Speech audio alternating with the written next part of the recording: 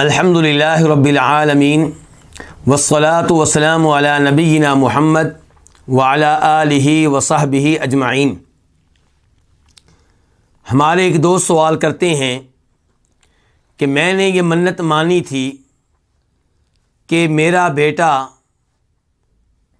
خیر و سلامتی سے گھر پہنچ گیا، کرونا سے محفوظ رہ کر گھر پہنچ گیا تو میں اللہ کی راہ میں 10 روزے رکھوں گا، لیکن مسئلہ یہ ہے کہ میں بوڑھا ہوں، شوگر کا مریض ہوں، 10 روزے رکھنا میرے لیے ممکن نہیں ہے، تو کیا میں 10 روزوں کو کسی اور نیکی میں تبدیل کر سکتا ہوں؟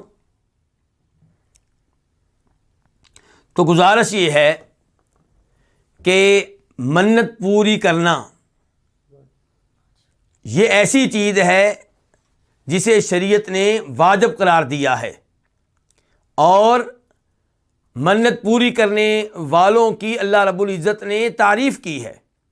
اللہ تعالیٰ فرماتے ہیں سورہ انسان میں یوفون بالنذر کہ اللہ کے نیک بندے کون ہوتے ہیں؟ جو اپنی نظر کو پورا کرتے ہیں۔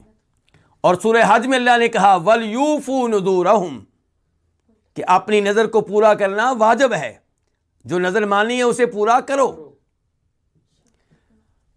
اور امام بخاری روایت کرتے ہیں کہ نبی علیہ الصلوۃ والسلام نے ارشاد فرمایا اس حدیث میں جسے آپ سے روایت کرنے والی ام المؤمنین عائشہ ہیں رضی اللہ تعالی عنہا، کہ من نذر ان یطیع اللہ فلیطعہ ومن نذر ان یعصی اللہ فلا یعصیہ، کہ جس نے کوئی ایسی منت مانی ہے جو نیکی پہ مشتمل ہے، اللہ کی اطاعت پہ مشتمل ہے، اس پہ واجب ہے کہ وہ اس نظر کو پورا کرے، اور جس نے کوئی ایسی منت مانی ہے جو اللہ کی نافرمانی پہ مشتمل ہے، جو گناہ پہ مشتمل ہے، تو اس نظر کو پورا کرنے کی اجازت نہیں ہے۔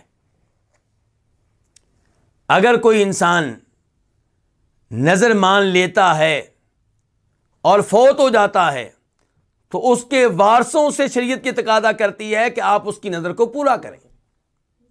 چنانچہ سعد بن عبادہ رضی اللہ تعالیٰ عنہ نبی علیہ الصلوۃ والسلام کے پاس آتے ہیں اور کہتے ہیں کہ اے اللہ کے رسول علیہ الصلوۃ والسلام، میری ماں فوت ہوئی اس حال میں کہ ان کے ذمے ایک نظر تھی، تو آپ نے کہا اقضی عنہا، اپنی والدہ کی جانب سے تم اس نظر کو پورا کرو۔ اس حدیث کو امام مسلم نے روایت کیا ہے۔ نظر پوری کرنا اس قدر ضروری ہے کہ اگر آپ نے زمانے کفر میں کوئی نظر مانی ہے اور وہ شریعت کے خلاف نہیں ہے اور اب آپ مسلمان ہو چکے ہیں، شریعت کہتی ہے اس نظر کو پورا کریں۔ جناب عمر فاروق نے زمانے جاہلیت میں منت مانی تھی کہ میں مسجد حرام میں اعتکاف کروں گا۔ مسلمان ہونے کے بعد آپ علیہ السلام سے مسئلہ پوچھا، آپ نے کہا اپنی نظر کو پورا کرو۔ چنانچہ جناب عمر فاروق ایک رات کے لیے مسجد حرام میں اعتکاف بیٹھے،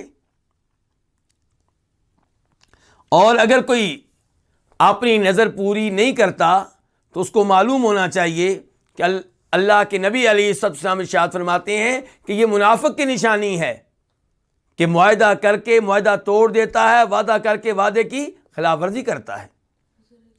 اور اللہ رب العزت نے قرآن حکیم میں کہا ہے کہ فَعَاقَبَهُمْ نِفَاقًا بِمَا أَخْلَفُوا اللَّهَ مَا وَعَدُوهُ وَبِمَا كَانُوا يَكْذِبُونَ، کہ وہ لوگ جنہوں نے اللہ سے وعدے کیے تھے انہوں نے وہ وعدے توڑ دیے، اللہ نے اس کے بدلے میں ان کے دلوں میں منافقت ڈال دی۔ کیا اللہ سے کیا گیا معاہدہ توڑ دینے کی وجہ سے اور جھوٹ بولنے کی وجہ سے۔ اس لیے جو کوئی نظر مان چکا ہو اس نظر کو پورا کرے جب تک کہ وہ شریعت کے خلاف نہ ہو۔ لیکن سوال یہ ہے کہ اگر کوئی اپنی نظر پوری کرنے کی استطاعت نہیں رکھتا کسی وجہ سے، تو اس کے لیے کیا حل ہے؟ تو اللہ تعالیٰ فرماتے ہیں قرآن حکیم میں فَاتَّقُوا اللَّهَ مَا اسْتَطَعْتُمْ، اللہ سے ڈرتے رہو اپنی اپنی طاقت کے مطابق۔ لا یکلف اللہ نفسا الا وسعها، اللہ تعالیٰ کسی کو اس کی طاقت سے بڑھ کر کسی بات کا پابند نہیں کرتا۔ تو اگر کسی نے 10 روزے رکھنے کی منت مانی ہے اور اب وہ شوگر کا مریض ہے، بوڑھا ہے، 10 روزے رکھنے کی استطاعت نہیں رکھتا، تو وہ کیا کرے؟ وہ کفارہ ادا کرے۔ اب کفارہ کیا ہے؟ نبی علیہ الصلوۃ والسلام ارشاد فرماتے ہیں کہ کفارۃ النذر کفارۃ الیمین، نذر کا کفارہ وہی ہے جو قسم کا کفارہ ہے، اور قسم کا کفارہ کیا ہے؟ اللہ تعالیٰ فرماتے ہیں فَكَفَّارَتُهُ اطعام 10 مساکین من اوسط ما تطعمون اہلیکم او کسوتہم او تحریر رقبہ، کہ قسم کا کفارہ یہ ہے کہ 10 مسکینوں کو کھانا کھلایا جائے، وہ کھانا جو آپ اپنے گھر والوں کو کھلاتے ہیں اس کھانے میں سے جو درمیانہ کھانا ہے، یا 10 مسکینوں کو لباس لے کر دیا جائے، یا ایک غلام آزاد کیا جائے۔ اگر آپ ان 3 کاموں میں سے کوئی کام بھی کرنے کی استطاعت نہیں رکھتے تو پھر 3 روزے رکھیں گے، لیکن پہلا نمبر 3 روزے رکھنے کا نہیں ہے۔ پہلا نمبر کیا ہے کہ آپ 10 مسکینوں کو کھانا کھلائیں یا انہیں لباس لے کر دیں، ان دونوں میں آپ کو اختیار ہے، جو بھی آپ کر لیں۔ اگر ان دونوں کی طاقت نہیں ہے تب شریعت مطالبہ کرتی ہے کہ 3 دن کے روزے رکھیں۔ اللہ رب العزت سے دعا ہے کہ اللہ تعالی ہمیں اپنے وہ وعدے جو اللہ سے کیے ہیں پورے کرنے کی توفیق دے، اور اللہ رب العزت ہمیں غلط قسم کی نظر سے محفوظ رکھے، شرکیہ قسم کی منت سے اللہ تعالی ہمیں محفوظ رکھے۔ وآخر دعوانا الحمد للہ رب العالمین۔